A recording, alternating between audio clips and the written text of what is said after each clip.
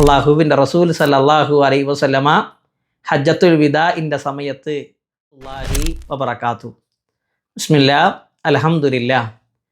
അള്ളാഹുവിൻ്റെ റസൂലിൻ്റെ സ്വഹാബി അബ്ദുല്ലാഹിബിൻ ഉമർ റളിയല്ലാഹു അൻഹു കാബ തവാഫിയാണ്. ആ കാബ തവാഫ് ചെയ്യുന്ന സമയത്ത് കാബയെ നോക്കി ആ സ്വഹാബി പറയുന്നുണ്ട്, കാബ നീ എത്ര മഹത്വമുള്ളതാണ്, നീ എത്ര ആദരണീയമാണ്. എന്നാൽ നിന്നേക്കാൾ മഹത്വമുണ്ട് ഒരു മുസ്ലിമിൻ്റെ അഭിമാനത്തിന്.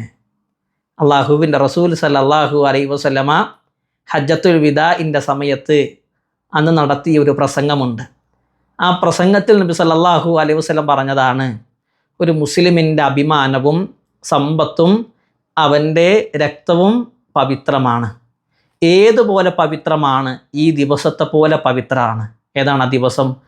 അറഫ ദിവസമാണ്. ഈ മാസത്തെ പോലെ പവിത്രമാണ്. ഏതാണ് ആ മാസം? ദുൽഹിജ്ജ മാസമാണ്. ഈ നാട് പോലെ പവിത്രമാണ്. ഏതാണ് ആ നാട്? മക്കയാണ്.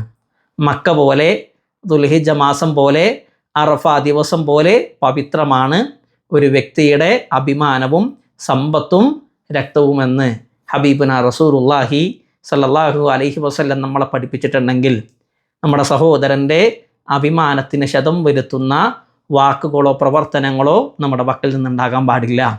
റഹ്മാനായ റബ്ബിനെ ഭയപ്പെട്ടുകൊണ്ട് ജീവിക്കുക. അള്ളാഹു തൗഫീക്ക് നൽകട്ടെ. അസ്സലാമു അലൈക്കും വറഹ്മത്തുള്ളാഹി വബറകാതുഹു.